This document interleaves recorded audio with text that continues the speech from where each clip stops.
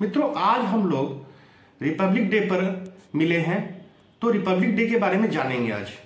और सबसे बड़ा चीज है कि आज का रिपब्लिक डे 26 जनवरी 2025 का रिपब्लिक डे एक ऐसा चीज को, ऐसा प्रक्रिया को फिर से दोहरा रहा है जो कि 26 जनवरी 1930 में दोहराया था। 26 जनवरी 1930 और 26 जनवरी 2025 का सेम दिन है, सेम डे है, और वह डे है रविवार। 26 जनवरी 1930 का भी दिन रविवार था और 26 जनवरी 2025 का दिन भी रविवार है, जो एक मनोरम परिदृश्य को दर्शाता है। तो जिस तरह 26 जनवरी 1930 में उस समय पंडित नेहरू और कांग्रेस जन जो थे जैसा शपथ लेकर देश को आगे बढ़ाने का काम किए थे, उसी प्रकार 26 जनवरी 2025 में हमारे माननीय प्रधानमंत्री श्री नरेंद्र मोदी 2025 में से आगे बढ़ने के लिए जो उन्होंने अपना शर्त रखा है, वह 1930 को हम याद करके देख सकते हैं। जिस तरह से हमने दिन का एक अभी व्याख्या किया, वैसा ही अब हम ये रिपब्लिक वर्ड का क्या है। रिपब्लिक वर्ड की उत्पत्ति प्लेटो के द्वारा एक रिपब्लिका पुस्तक था, और रिपब्लिका पुस्तक के माध्यम से उस वर्ड को उठाया गया और उसी से रिपब्लिक आया। रिपब्लिक का अर्थ होता है गणतंत्र। गणतंत्र का अर्थ मतलब गण माने जन, तंत्र माने शासन, अर्थात जनता का शासन स्थापित हो। ये प्लेटो ने भी ऐसा स्थापित करने का कोशिश किया था यूनान में। उसी तरह का दर्शन हम गणतंत्र के माध्यम से पूरे विश्व में स्थापित करने का प्रयत्न किया गया है। अब हम थोड़ा सा एक चीज बता देते हैं कि गणतंत्र का मतलब क्या होता है। गणतंत्र, जिसको हम बार बार बोले उसको जनता का शासन। तो जनता का शासन में हम तीन ही चीज उसमें आता है कि तब कहा जाएगा गणतंत्र। एक है कि जो उस स्टेट का जो हेड ऑफ स्टेट होगा ना, जो हेड होगा, मुख्य होगा, पहले ब्रिटिश था, लेकिन जब संविधान पूरा लागू हो गया 26 जनवरी 1950 को, तो वो जो ब्रिटिश का जो शासक था वो नॉमिनल रूप से काम कर रहा था, वो खत्म हो गया और वहां पर एक व्यक्ति आ गए, वो था हेड ऑफ स्टेट। कौन बनेगा? जो चुना हुआ सदस्य होगा, अर्थात जनता के द्वारा चुना हुआ सदस्य होगा। लेकिन हमारे यहाँ पद्धति क्या है, हमारे संविधान में लिखा हुआ है कि जो हेड ऑफ स्टेट होगा वो अप्रत्यक्ष पद्धति से चुना जाएगा। इसलिए वह जहां पर चुना गया हेड ऑफ स्टेट होगा वह वहां पर उसी को कहते हैं गणतंत्र। दूसरा उन्होंने बताया कि सॉवरेन होगा, अर्थात वी द पीपुल, अर्थात जनता का शासन। और तीसरा जो होगा कि पब्लिक ऑफिसर्स जो होंगे, जो IAS, IPS, IFS ये सब जो हैं, वह भारत के संघ लोक सेवा आयोग द्वारा चुना जाएगा और वह पब्लिक ऑफिसर्स होंगे। यही तीन चीज से हम कह सकते हैं कि उस देश में गणतंत्र है।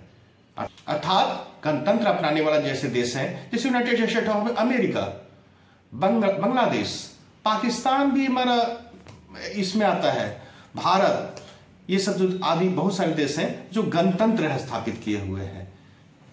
प्लेटो ने BC 380 के करीब में उनका अध्ययन ये आया था रिपब्लिका पुस्तक का। और अब हम एक चीज जानकारी प्रदान करेंगे कि हम लोग इस टॉपिक पर मैं 2.5 से 3 साढ़े 3 घंटा बोल सकता हूं, लेकिन मैं ऐसा करूंगा नहीं, क्योंकि हमें सभी लोगों को समय की एक कार्य रहता है। क्योंकि UPPCS चाहे आने वाला भी BPSC का मेंस एग्जाम है, तो लोग अध्ययन कर रहे होंगे। तो सिर्फ मैं ऐसा चीज बोलूंगा जिससे उनका अध्ययन सामग्री में भी यह काम करे, क्योंकि मैं पॉलिटी और हिस्ट्री दोनों के विषयों पर कुछ अध्ययन उनको कराऊंगा या उनकी जानकारी प्रदान करूंगा। भारत जो 26 जनवरी को गणतंत्र दिवस मनाता है, वह क्यों 26 जनवरी ही उसका चुनाव किया गया है, इसी प्रक्रिया को मैं समझाऊंगा। इस प्रक्रिया को समझाने के संदर्भ में अगर हम इसको अमेरिका से तुलना करके देखते तो और अच्छा लगता, लेकिन हम उधर अमेरिका के संविधान की तरफ जाऊंगा नहीं। एक्चुअल हम सिर्फ इंडिया को आज प्रकट करके बताना है मुझे।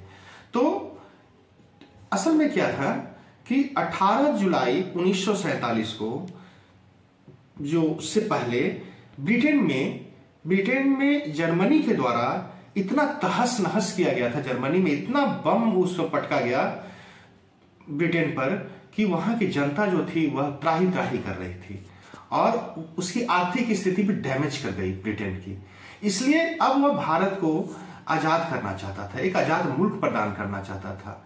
इसी एवज में असल में उस समय का जो वहां ब्रिटेन में जिनकी शासन था, वह ब्रिटेन में क्लेमेंट एटली के बाद क्लेमेंट एटली ने यह घोषणा किया कि हम 1948 जून 1948 तक भारत को आजाद करके आजाद एक मुल्क प्रदान कर देंगे।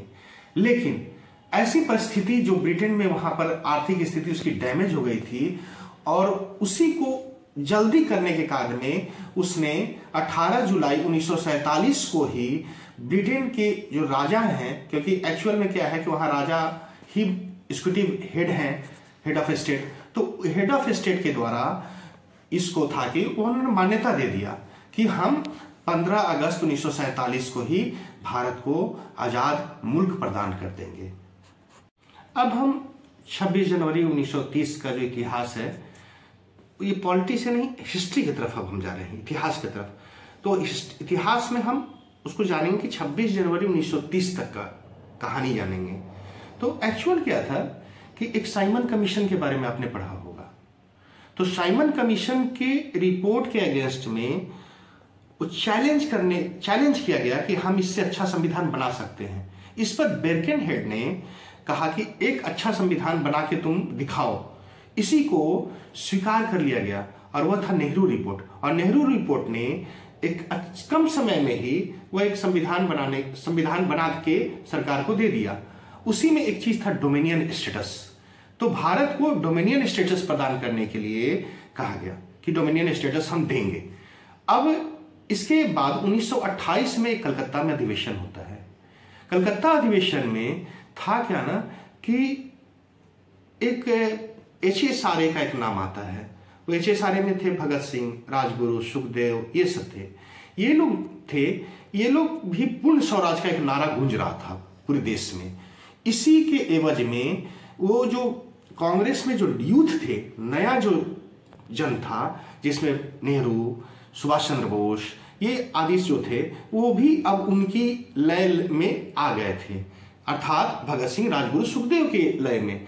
इसी को देखते हुए महात्मा गांधी उसमें देखे कि यूथ का शक्ति ज्यादा था, तो उस शक्ति को कंट्रोल करने के लिए महात्मा गांधी ने कहा कि हम तो 2 साल का समय दिए हुए हैं ब्रिटेन को कि डोमिनियन स्टेटस प्रदान करे, लेकिन यूथ का प्रभाव इतना ज्यादा था कि वो अब मानने को तैयार नहीं थे कि हमें फुल्ली इंडिपेंडेंट चाहिए, माने पूर्ण स्वराज चाहिए। इसको देखते हुए गांधी जी ने कलकत्ता अधिवेशन में कहा कि हम अब अंग्रेज सरकार को 1 वर्ष का समय देते हैं, यदि उनसे डोमिनियन स्टेटस दे, और नहीं तो हम पूर्ण स्वराज लेंगे, फुल्ली इंडिपेंडेंट, फुल्ली। इसके बाद 1 वर्ष का समय बीत गया, लेकिन ब्रिटेन सरकार ने कुछ नहीं किया। तो इस एवज में इस 1 वर्ष में गांधी जी ने पूरे भारत का भ्रमण किया था और भारत के भ्रमण करते हुए लोगों को जागरूकता प्रदान करते गए कि हम 1 साल का समय दिए हैं और 1 साल के बाद हम फुल्ली इंडिपेंडेंट, पूर्ण स्वराज का मेरा डिमांड है। अंग्रेज सरकार ने वो कंप्लीट नहीं किया, वन डोमिनियन स्टेटस भी नहीं दिया।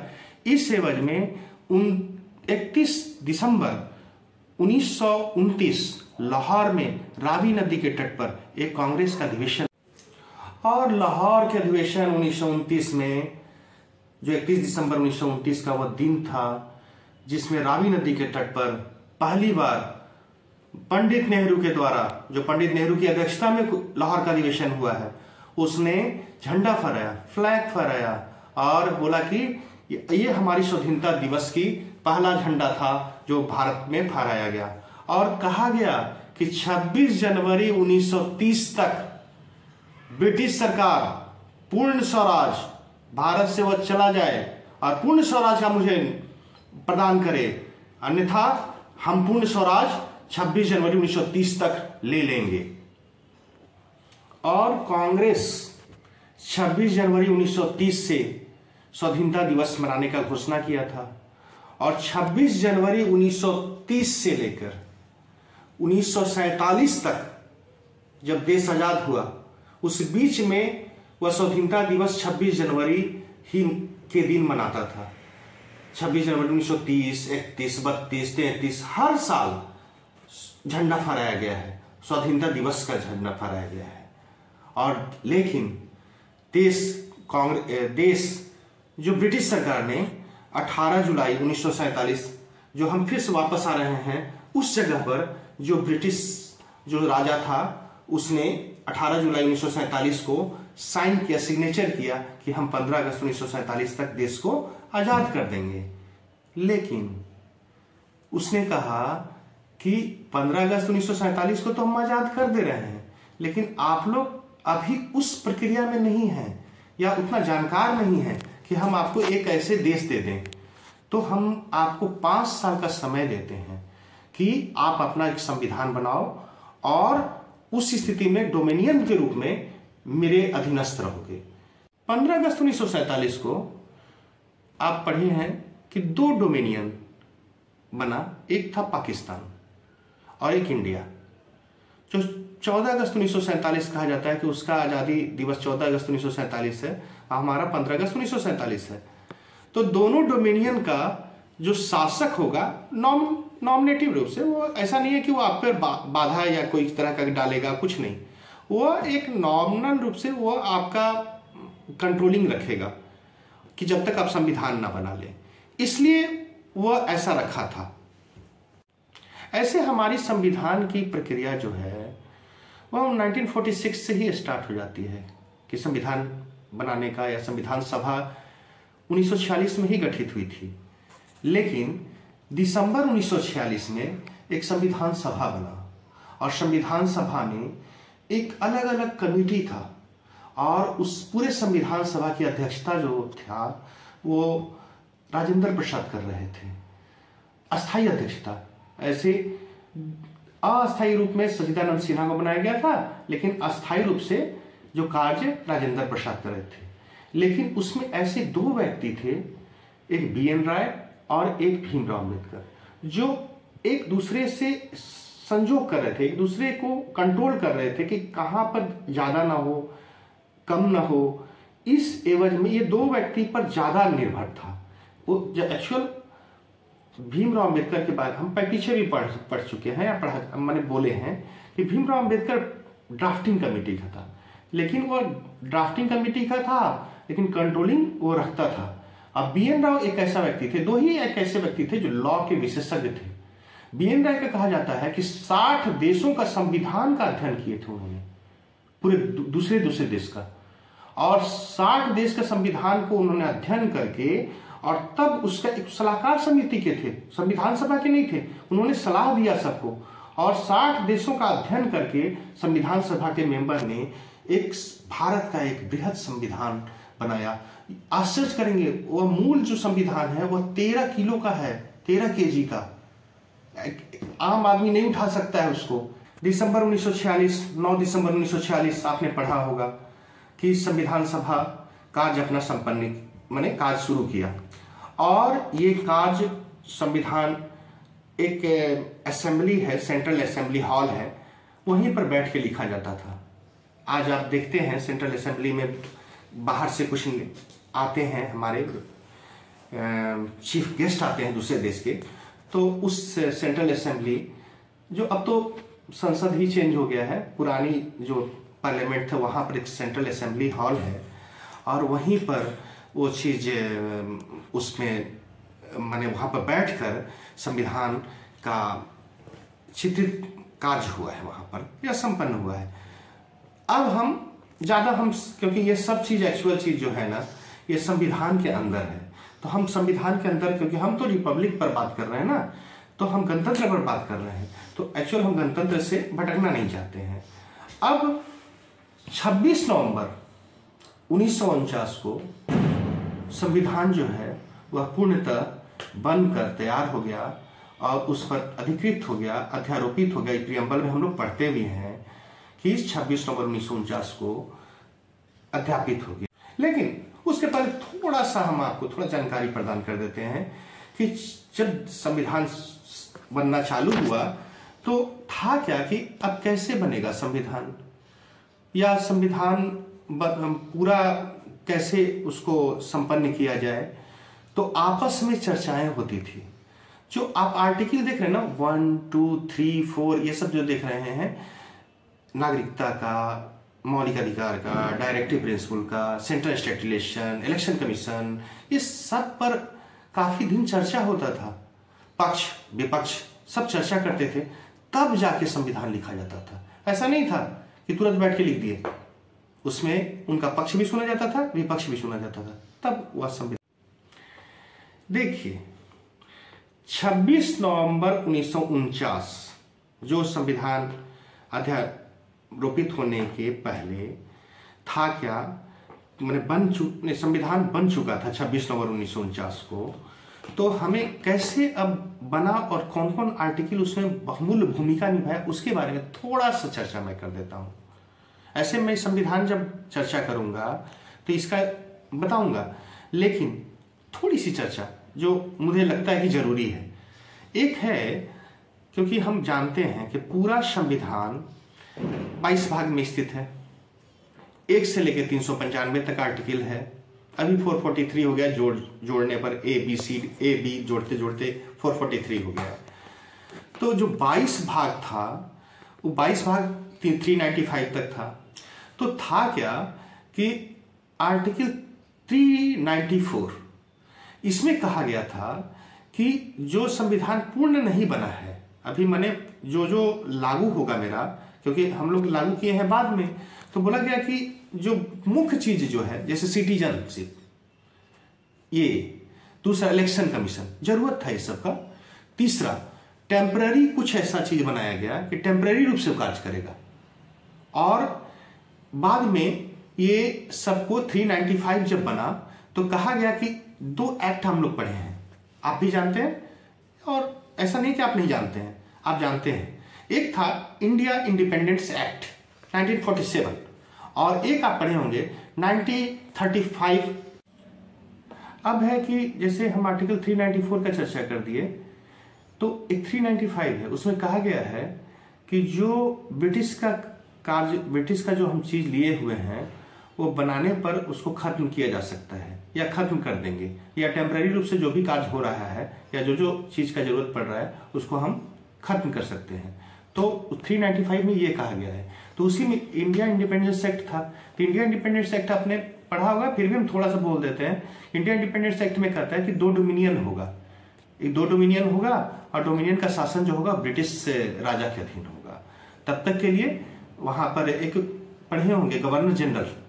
तो उस जब देश 15 अगस्त 1947 में आप सुनने पढ़े हैं कि उस समय के गवर्नर जनरल थे माउंटबेटन, उसके बाद सी राजगोपालाचारी आए, और बाद में 26 नवंबर 1949 के बाद जब इसको खत्म कर दिया गया इंडिया इंडिपेंडेंस एक्ट, तो उसके बाद पद्धति जो थी हमारी वह बदल के हमारा राष्ट्रपति की तरफ आ जाएगा पूरा प्रक्रिया। अब हम लोग 26 नवंबर 1949 अब इसको जानते हैं कि संविधान सभा को अंगीकृत किया गया था, और भारत सरकार ने, वर्तमान में जो सरकार है, उसने 26 नवंबर 1949 को संविधान सभा दिवस मनाने का एक घोषणा कर चुके हैं, और हम लोग मना भी रहे हैं इधर विगत 2 वर्षों से 26 नवंबर 1949 को, और इसको पूरे भारत सरकार और विभिन्न राज्य सरकारों में 26 नवंबर 1949 को लोग याद कर रहे हैं। अब था कि 26 नवंबर 1949 से लेके हमें 26 जनवरी 1950 का हमको कहानी और वहाँ गणतंत्र करना है। तो एक्चुअल 26 जनवरी 1950 को इसलिए कांग्रेस के उस समय के जो कैबिनेट का जो मेंबर्स थे वो लोग इसलिए चुने कि 26 जनवरी 1950 को चुनते हैं तो हम 26 जनवरी 1930 का जो स्वाधीनता दिवस मनाए हुए थे उसको छोड़ नहीं देंगे। इसलिए क्योंकि हम लोग लगातार स्वाधीनता दिवस मनाते आ रहे थे, तो 26 जनवरी 1950 को स्वाधीनता दिवस नहीं मनाया गया, और स्वाधीनता दिवस को एक नया रूप दे दिया गया कि भारत पूर्ण रूप से संविधान आज से 26 जनवरी 1950 से लागू हो गया। और इस तरह से हम वहां पर गणतंत्र जो होते हैं ना, अर्थात जनता का शासन, इसलिए आप आश्चर्य करेंगे कि प्रियम्बल में जो लिखा हुआ है ना, वी द पीपुल, तो वी द पीपुल का मतलब है कि उन्होंने कहीं ये नहीं किया है कि मैं लिखा हूं संविधान सभा के मेंबर द्वारा, वो कहे कि जनता के द्वारा हमें अधिकृत किया गया है। अर्थात क्योंकि अप्रत्यक्ष रूप से चुने हुए सदस्य थे ना, तो बोले कि जनता के द्वारा अधिकृत किया गया है तो हम लिख रहे हैं, इसलिए उन्होंने प्रियम्बल में लिखा है वी द पीपुल, कि जनता ने उनको एथी किया है, इसलिए हमने संविधान को बनाया। और 26 जनवरी 1950 को गणतंत्र हो गया भारत देश, और गणतंत्र में जनता का शासन स्थापित हो गया। और जनता का शासन स्थापित होने के बाद भारत ने 1952 में इलेक्शन हुआ, और 1952 में इलेक्शन होने के बाद भारत एक अस्थाई शासन स्थापित हो गई। इस तरह से हम एक गणतंत्र दिवस का एक थोड़ी सी झांकी आप लोग को दिखाया। इसके लिए जो भी आप आशीर्वाद प्रदान करें तो ठीक है, और यदि आप तो जानते ही होंगे इस संदर्भ में, लेकिन मैं कुछ आपको थोड़ी संक्षिप्त जानकारी प्रदान किया हूँ। अंतिम कोटेशन के साथ मैं तो बोल ही दिया वहाँ पर कि आशीर्वाद आपका प्राप्त हो, लेकिन एक कोटेशन में मुझे याद आया इस संदर्भ में। भीमराव अंबेडकर ने कहते थे कि जूते चप्पल हो ना हो, भारत का संविधान हाथ में जरूर हो हर भारतीयों का, और आजकल विपक्षी सदस्य इसकी भूमिका निभा रहे हैं।